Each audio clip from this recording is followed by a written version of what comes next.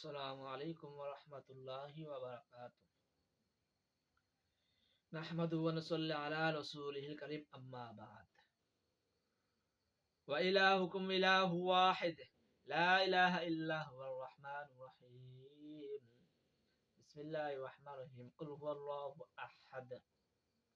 ওয়া ক্বালা an-নাবিয়্যু সাল্লাল্লাহু আলাইহি ওয়াসাল্লাম وقال النبي صلى الله عليه وسلم عن سفيان بن عبد الله الثقفي رضي الله تعالى عنه قال قلت يا رسول الله قل في الإسلام قولا لا أسأل عنه أحدا بعدك قال قل آمنت بالله فاستقم আলহামদুলিল্লাহ। আজকে আমার আলোচনা হলো আল্লাহ দানে এক, তাওহীদ নিয়ে। আল্লাহ তাআলা এক, এ নিয়ে আমি আপনার সামনে কিছু আলোচনা করব। আমা তৌফিক ইল্লা বিল্লাহ। আল্লাহকে এক মানতে হইব, ইদা ইমানে একান্ত আপনার প্রয়োজন। আল্লাহ তাআলা, আমি আপনার সামনে একটা কুরআন আয়াত বলেছিলাম। আয়াতটা হলো ওয়া ইলাহুকুম ইলাহু ওয়াহিদ। আল্লাহ তাআলা বলেন ওয়া ইলাহুকুম ইলাহু ওয়াহিদ, তোমাদের ইলাহ এবং তার ইলাহ সব এক। ওয়া ইলাহুকুম ইলাহু ওয়াহিদ, আর যারা মূর্তি পূজা করে তাদের ইলাহ আর আমাদের ইলাহ সব ইলাকা এক। লা ইলাহা ইল্লা হুয়ার রহমানির রহিম, তিনি রহমান রহিম, ইলাহ ছাড়া কোনো ইলাহ নাই। তিনি রহমান রহিম, ইলাহ ছাড়া কোনো ইলাহ নাই। ওয়া ইন্নামা ইলাহুকুম ইলাহু ওয়াহিদ, তোমাদের ইলাহ নিশ্চয় তোমাদের প্রতিপালক সত্তা এক। তোমাদের প্রতিপালক সত্তাকে এক। ইলাহ সম্পর্কে আল্লাহ তাআলা বলেন কুল হুয়াল্লাহু আহাদ, হে নবী আপনি বলে দেন আল্লাহ তাআলা হল এক। আল্লাহুস সামাদ, আল্লাহ তাআলা কোনো মুকাফিক্কি নয়, আল্লাহ তাআলা অমুকাফিক্কি। আল্লাহুস সামাদ লাম ইয়ালিদ ওয়া লাম ইউলাদ, তিনি কাউকে জন্ম দেন নাই। ওয়া লাম ইউলাদ, কাউ থেকে সন্তান গ্রহণ করেন নাই।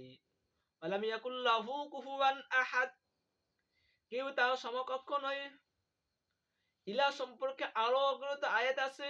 আল্লাহ তাআলা বলেন লাউ কানা ফীহিমা আলিহাতুন ইল্লাল্লাহু লাফাসাদাতা, যদি আসমান জমিনের মধ্যে যদি দুইজন ইলাহ থাকতো, আল্লাহ তাআলা দুইজনের সাথে ঝগড়া হয়ে জমিন আসমান ধ্বংস হয়ে যেত। আল্লাহ তাআলা বলেন লাউ কানা ফীহিমা আলিহাতুন ইল্লাল্লাহু লাফাসাদাতা, যদি আসমান জমিনের মধ্যে যদি দুজন ইলাহ থাকতো তাহলে ধ্বংস হয়ে যেত।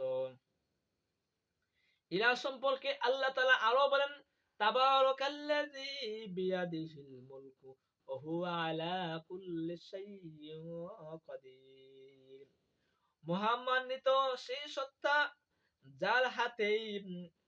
যার হাতে ক্ষমতায়, ওয়া হুয়া আলা কুল্লি শাইইন কাদির, তিনি হলো সব জিনিসের আপনার বরকতময়।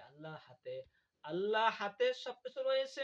তাবারাকাল্লাযী, সেই বড় মহামান্বিত, যেই বৃহত্তম মহামান্বিত তিনি, যিনি সর্বমোক্ত ক্ষমতা অধিকারী, তিনি সবকিছুর উপর শক্তিমান।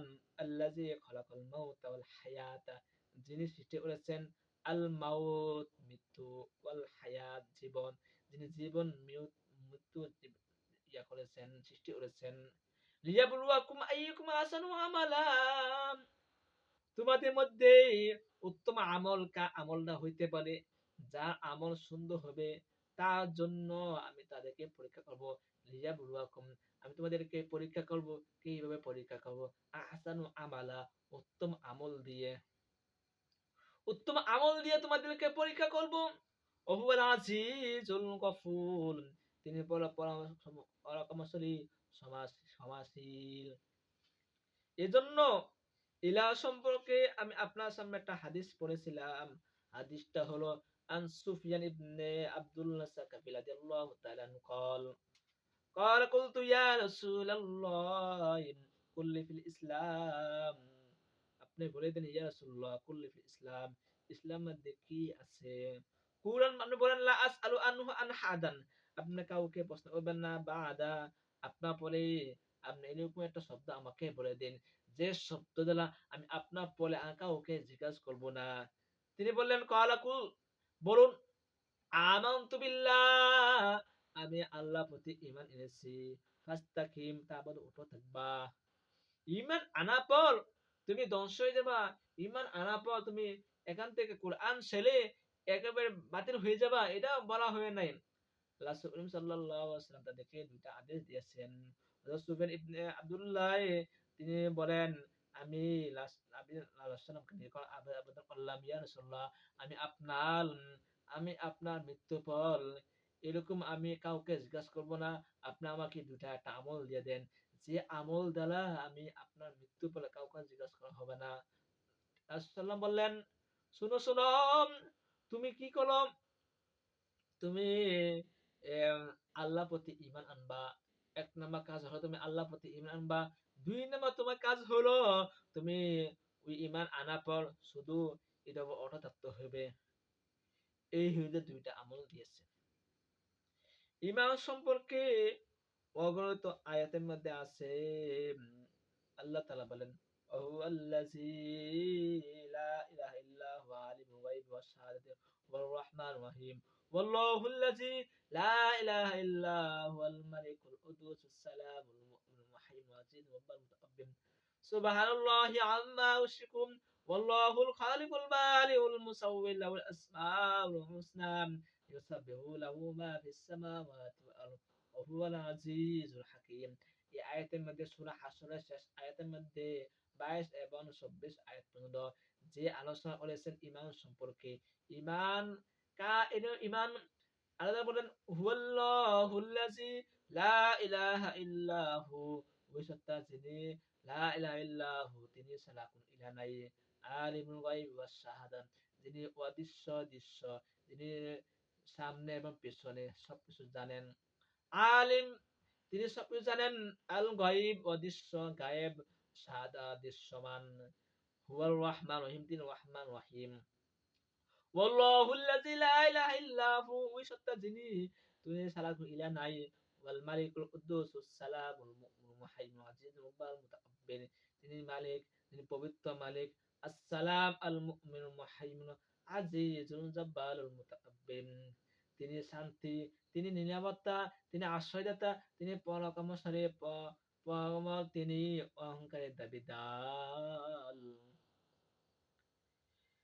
তাকে তারা যাকে শরীক দান করে তারা থেকে পবিত্র।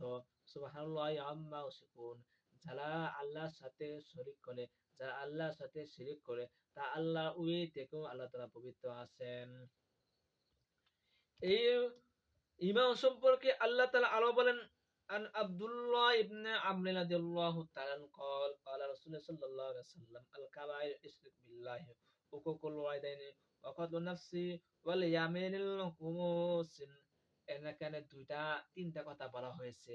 তিনটার মধ্যে একটা হলো দিয়ে আল কাবাইর তোমরা কবিরা গুনাহ করো। কবিরা গুনাহ হলো কবিরা গুনাহ কোনটি? মানে আল্লাহ তাআলা এই আল্লাহ সম্পর্কে তাওহীদ সম্পর্কে আরো বলা হয়েছে আল কাবাইর কবিরা গুনাহ হলো আল ইশরাক বিল্লাহ আল্লাহর সাথে শরীক করা হুকুকুল ওয়ালিদাইন পিতা মাতার সঙ্গে খারাপ আচরণ করা পিতা মাতাকে অবাধ্য করা অকতুল নাফসিম নিজেকে হত্যা করা পিতা মাতা নাফরমানি করা কাউকে হত্যা করা অকতুল নাফসি কাউকে হত্যা করা ওয়াল ইয়ামিন গুমুস আর মিথ্যা সবক করা মিথ্যা কসম করা। এখানে তিনটা কথা বলা হয়েছে। ১ নাম্বার হলো যে আল্লাহর সাথে শরীক করা। ২ নাম্বার কথা হলো কোনো মানুষকে হত্যা করা, কোনো মানুষকে হত্যা করা। ৩ নাম্বার কথা হলো দিয়া মিথ্যা শপথ করা। আমি সত্যি আল্লাহ কসম এই কাজটা হয়েছে বা এই কাজটা করছি। অথচ এটা মিথ্যা। তার মধ্যে যদি মিথ্যা হয়ে যায় এটা আপনার সবচেয়ে বেশি আকীদা তাওহীদ খারাপ হয়ে যায়। আল্লাহ এটা কবিরা গুনাহ হয়ে যাবে। এজন্য আল্লাহ তাআলা আমাদেরকে সবাইকে তাওহীদ উপর থাকা তৌফিক দান করুন। এজন্য যে তাওহীদ সম্পর্কে আমি আপনার সামনে কোরআন হাদিস বলেছিলাম ওই তাওহীদ উপর আমাকে এবং সবাইকে আমল করা তৌফিক দান করুন। তৌফিক ইল্লা বিল্লাহ। আসসালামু আলাইকুম।